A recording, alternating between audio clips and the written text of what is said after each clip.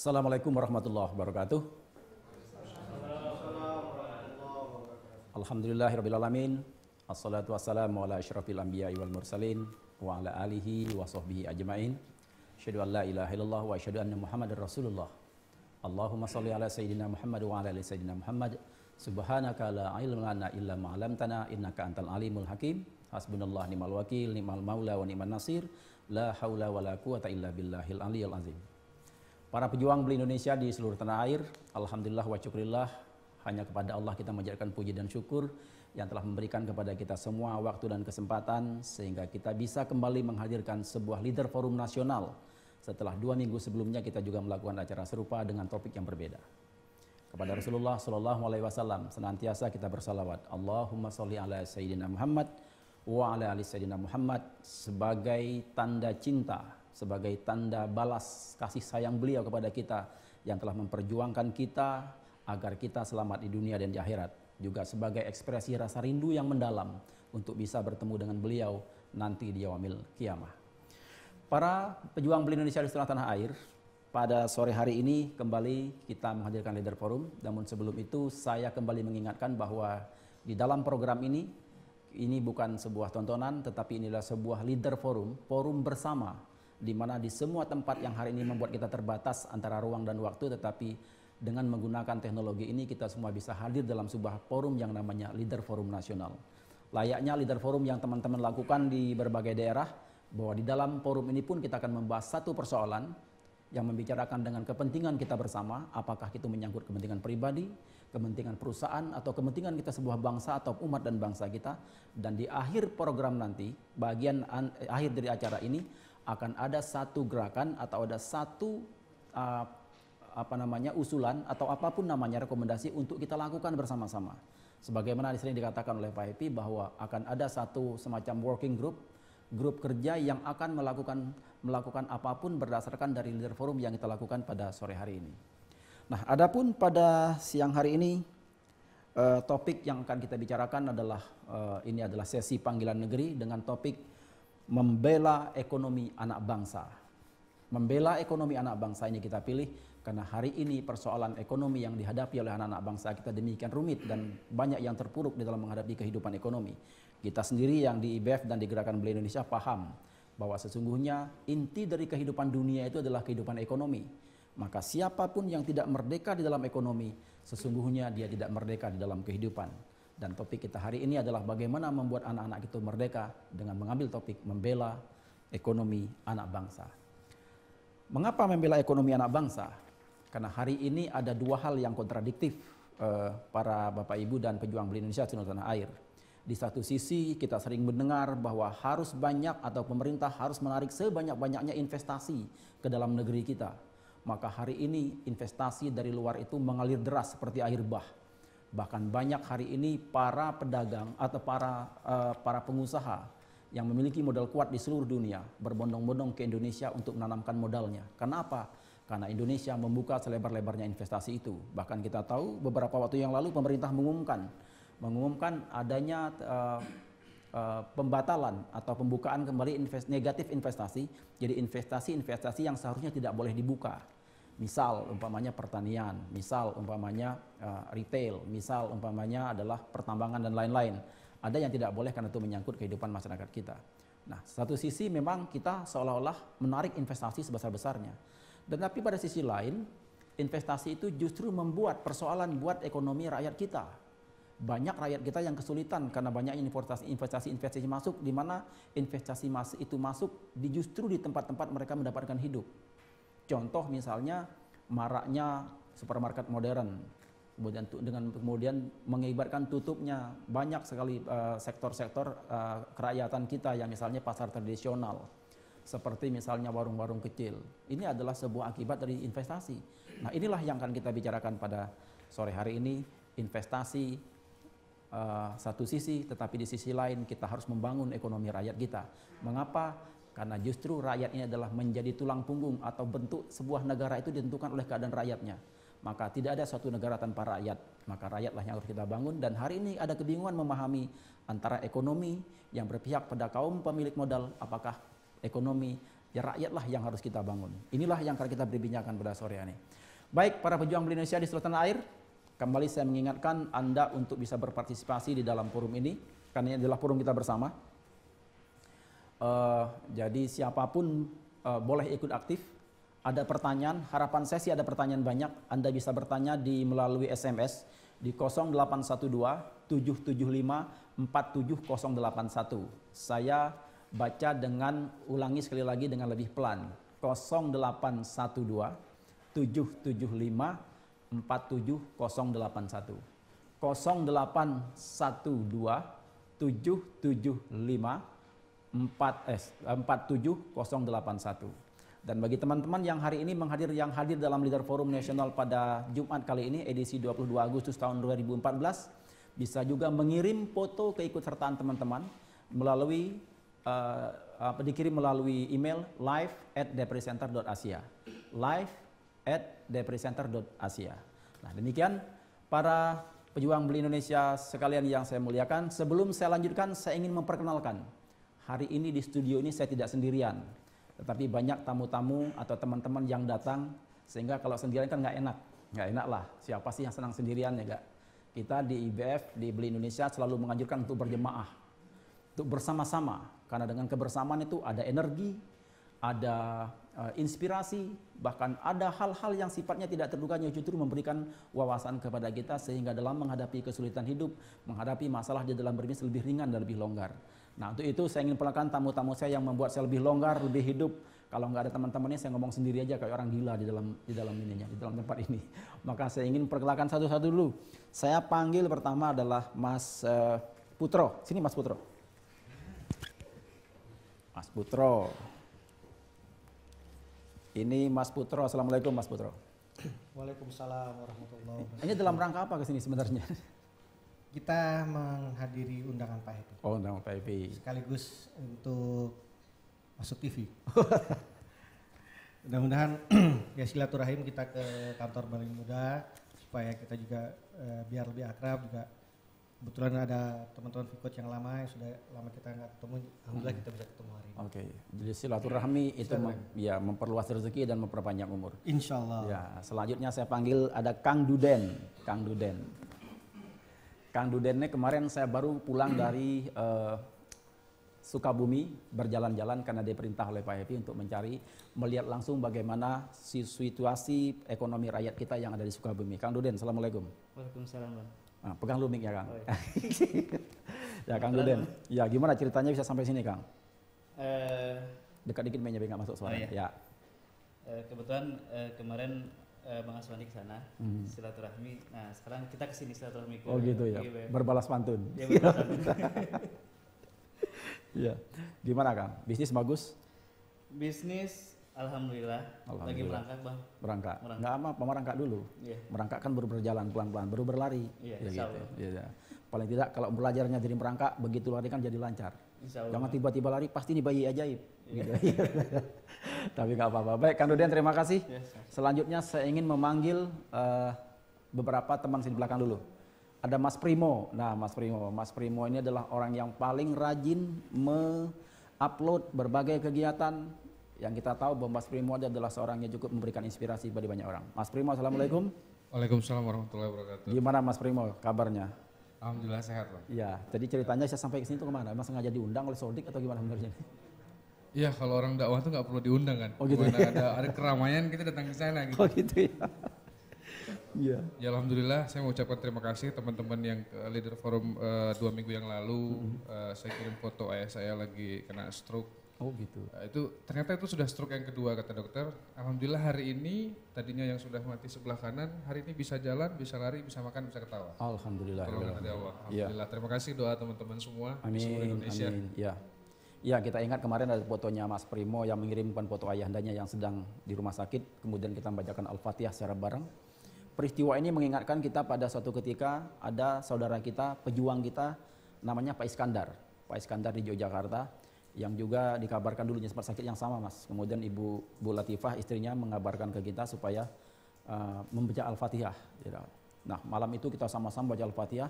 Besok paginya yang kemarin itu tergeletak, tiba-tiba bisa langkah kakinya, bisa masang kancing baju dan lain-lain lah. Dan hari ini beliau sudah sehat dan setiap kali kita ke Jogja pasti bertandang. Mas Primo terima kasih. Selanjutnya saya panggil Mas Lanang. Mas Lanang. Apa? Salam aja. Mas Lanang tidak berani tampil, takut katanya kalau tampil nanti. Tadi ada Dokter Ucu juga langsung mau keluar, kenapa? Takut ditanya, padahal nggak tanya apa-apa padahal sebenarnya, hanya menyapa aja. Ya, ini Mas satu lagi dari Karawang, Kang. Terima kasih. Sini Kang, sini aja Kang. Nah, Ini Mas Heri. Assalamualaikum Mas Heri. Nih, minta pegang pinjamnya Mas. Gimana kabar Mas Heri? Alhamdulillah. Aktivitas leader forum di daerah berjalan nggak? Alhamdulillah. Saya kebetulan di Jakarta, Pak. Oh Jakarta ya. Jakarta Jangan ke daerah lagi. Jakarta bukan daerah emang? Daerah khusus ibu kota? Daerah ya, DKI ya. Daerah Condet. Oke. Tapi teman-teman biasa juga kan mengadakan leader forum? Ya, sering. Alhamdulillah sama Coach Primo juga. Kalau Primo juga. Paling tidak ada progres lah ya. Iya, Ada progres. Ya teman-teman ceritanya saya sangat luar biasa dari yang saya dapat dari Mas Primo. Mas Mangga Kang? Pak Putra. Pak Putra. Karena saking ininya namanya nggak kenal tapi wajahnya sih ingat gitu. Gimana? Apa kabar Kang? Kabar baik. Namanya siapa Kang? Putra dari Bekasi. Bekasi. Agak sedikit biar suaranya masuk. Dari Bekasi. Dari Bekasi. Sehari-hari apa kegiatan Kang? Sehari-hari kegiatan saya apa ya? Nggak tahu. Membuat website. Website. Ya. Oke, jadi web designer ya gitu ya. Ya betul. Oke, gabung di web juga kan? Gabung dia juga. Paling tidak di Bekasi ada nggak leader forum yang biasa teman-teman lakukan? Ada ya, alhamdulillah. Baik, terakhir saya ingin panggil seorang yang paling cantik di ruangan ini. Karena nggak ada saingannya. Saya panggil Bu Wati, Magi.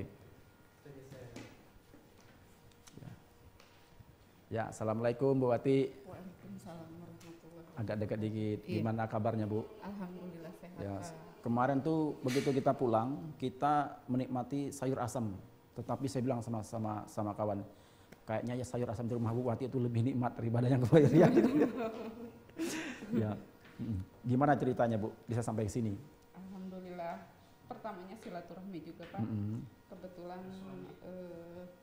Agak geser dikit Bu. Mangga. Ya, geser dikit ya. alhamdulillah Layarnya nggak kebagian. silaturahmi juga, terus alhamdulillah bisa bertemu langsung sama Pak Heri. Oh gitu. Oke. Oke lah, baik begitu gitu Bu. Ibu Wati, terima kasih. Sama-sama, Saya Pak. tahu Bu Wati Iya. ini adalah kita panggil khusus karena untuk menemani suaminya yang sebentar lagi akan masuk dalam program ini.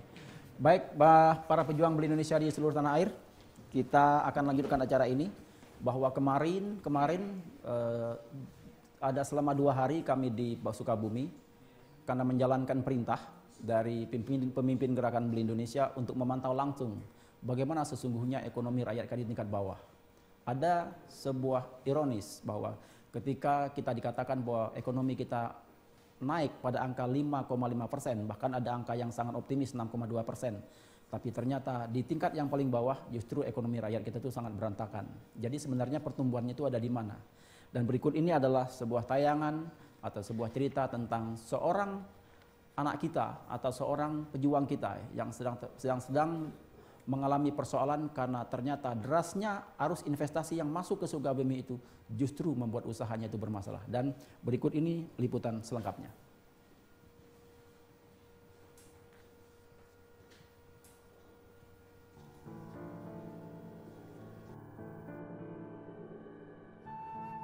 Dulu, Juhendi adalah seorang distributor yang memasok berbagai jenis barang ke para pedagang di pasar-pasar di Sukabumi dan sekitarnya.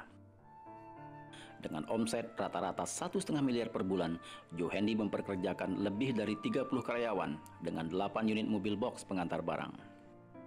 Gudang yang semula hanya menyewa, kemudian dia bangun sendiri untuk mendukung usahanya yang sedang berkembang. Sistem pun diperbaiki, layaknya sebuah usaha modern dengan manajemen profesional. Sebuah cara berbisnis yang dia dapatkan dari perjalanan yang dirintisnya sejak dari penjual kue keliling beberapa tahun yang lalu. Namun, sejak 5 tahun terakhir, bisnis distribusi laki-laki Parohbaya ini merosot tajam. Pedagang yang menjadi langganannya mengalami kesulitan membayar. Jika semula para pedagang itu membayar dengan kontan, mereka baru bisa melunasi 1 hingga 2 minggu kemudian. Dari 2 mingguan, pembayaran jadi bulanan. Bahkan ada yang baru bisa melunasi pembayaran 3 hingga 5 bulan kemudian. Saat ditagih, para pedagang itu mengeluh. Langganannya sudah banyak yang hilang dan tidak pernah lagi datang berbelanja. Pelanggan pedagang pasar itu adalah pemilik-pemilik warung kelontong yang menjual barang langsung ke konsumen. Konsumen yang biasa belanja ke warung-warung kecil sekarang beralih ke minimarket modern yang 5 tahun terakhir pertumbuhannya seperti jamur di musim hujan. Omset mereka juga menurun karena dia juga kan orang pasar itu jual ke warung-warung di kampung. Misalnya di kampung warung kecil belanja ke pasar. Nah, di kampung juga orang warung-warung kecilnya berkurang lagi itunya omsetnya karena dia belanjanya ke mulai banyak modern market kayak Alfamart, ada Giant, ada Super Indo, ada macam. Jadi otomatis akhirnya biasa dia warung gitu misalnya pendapatan uang 100.000 kan bisa berkurang jadi 50.000. Jadi otomatis belanja ke pasaran juga biasa setiap hari bisa jadi 2 hari sekali. Terus orang pasar berkurang juga ke kita ke yang nyuplai. Kini usaha distribusi Juhendi sudah tutup sama sekali. Barang-barang yang berserakan di gudangnya adalah sisa-sisa dari kesuksesannya di masa lalu. Beban hutang yang mendera memaksanya untuk melepas satu persatu aset miliknya. Untuk bertahan, Juhendi mencoba menyiasati keadaan dengan membuka gerai seperti minimarket modern. Namun, itu pun tidak berumur panjang karena gerainya itu tidak didukung oleh jaringan kuat seperti minimarket modern milik para pemodal besar itu. Menjadi distributor untuk minimarket modern pun sudah dicobanya. Namun upaya itu lagi-lagi kandas. Saya juga tidak tinggal lihat ini bagaimana ini karena dilihat saya perhatikan ini karena kita kalah pasar tradisional itu kalah oleh sistem gaya modern itu. Nah saya mikir gimana nih kalau saya terus-menerus mempertahankan ini ada kemungkinan ini pasti mati gitu. Dari semenjak itu saya juga berpikir Membuat hal yang sama. Bagaimana saya harus menyesuaikan dengan lingkungan, makanya saya mikir menciptakan modern market juga sama gitu, mau bikin sambil nanti kalau ini mati itu tumbuh. Nah rencana saya itu ya saya coba ada sisa modal itu saya coba, saya belajar, saya bikin mungkin ya nggak segampang itu kan. Saya pernah coba sampai saya bikin 4 cabang sekaligus berbeda beda berapa bulan gitu. Ternyata banyak kendalanya juga. Juhendi tidak sendirian. Ada 18 temannya sesama distributor mengalami nasib serupa. Beberapa di antaranya sudah lama tutup, sedangkan sisanya masih bertahan.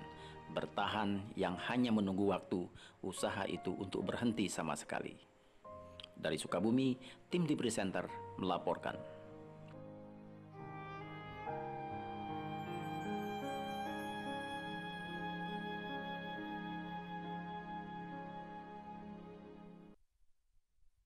Ya, para Indonesia di seluruh tanah air, demikian tadi kita saksikan satu paket tayangan tentang seorang pejuang kita yang harus tertatih-tatih menghidupi keluarganya dengan berupaya mensiasati keadaan, namun kemudian dia harus berhadapan dengan keadaan sehingga akhirnya usahanya itu tutup sama sekali. Nah, tutupnya ini disebabkan oleh banyak para pelanggannya yang tidak mau lagi kembali. Karena apa? Karena ternyata pelanggannya itu mengalami nasib serupa.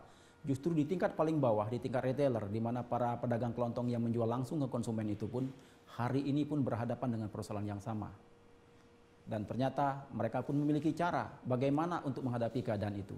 Dan ini adalah pernyataan salah satu pemilik warung kelontong di Sukabumi yang menjelaskan bagaimana cara mereka menghadapi keadaan hari ini.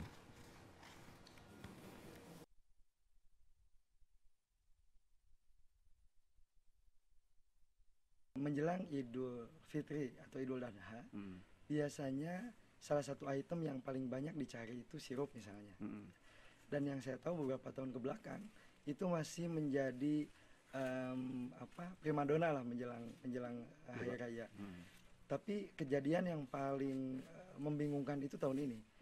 Biasa kita kita stok minimal 5 sampai 10 karton. Nah, dengan harga kemarin itu kita dapat harga Rp16.000 di pasar dengan asumsi bisa mengecer 18 sampai 20.000 per botol. Ya. Tapi ternyata setelah kita stok 5 hari sebelum hari raya di salah satu supermarket di Sukabumi mereka jual hanya Rp9.000. Yang saya tahu grosir di pasar itu udah ngambil mungkin beratus-ratus ton karton. Itu salah satu realita yang kita hadapi sebagai pengecer. Di saya memang warung itu dari mulai warung jual gorengan awalnya, kemudian ke makanan ringan. Nah tapi 5 tahun terakhir makanan ringan itu sudah tidak ada untung kalau kita review ya. Jadi kalau istilah kita di rumah itu hanya untuk stok buat makanan anak-anak aja, karena sudah tidak ada untungnya. Nah dengan menjamurnya minimarket, yang jelas pertama masalahnya harganya mahal dan marginnya kecil di makanan ringan. Sementara waktu minimarket menjual barang yang sama dengan harga yang lebih murah. Nah kalau kita salah satu strateginya kita lebih fokus di kebutuhan sehari-hari yang dikonsumsi oleh warga. Salah satunya sayur, kemudian ikan, termasuk daging. Nah itu yang bisa kita jual tiap hari habis. Kemudian marginnya jauh lebih besar dibanding kita jual makanan ringan. Hanya memang kendalanya kita harus belanja tiap hari, karena sayuran harus fresh dan daging pun harus fresh. Tetapi kalau seandainya mereka bermain di sana minimarket, kita juga tidak tahu. Yang jelas, yang saya lihat di Sukabumi, minimarket udah jual gas, udah jual pulsa. Nah itu sebetulnya kan lahan kita, orang retail, orang pengecer kecil lah seharusnya. Ini yang kita sayangkan, ya permasalahan itu yang tidak ada regulasi kita pikir. Baik para pejuang beli Indonesia di seluruh tanah air dan rekan-rekan yang ada di studio, itulah pernyataan atau penjelasan dari seorang pemilik warung yang langsung berhadapan konsumen di tingkat yang paling bawah. Dan nanti saya akan setelah nanti kita akan break sejenak, sebelum saya akan menghadirkan, setelah itu saya akan mengundang Pak Juhendi yang tadi ada dalam cerita sebelumnya untuk menceritakan apa yang sebenarnya di dalam perjalanan bisnisnya itu. Namun sebelum itu, kita nikmati dulu tayangan berikut ini dan saya akan kembali sesaat lagi.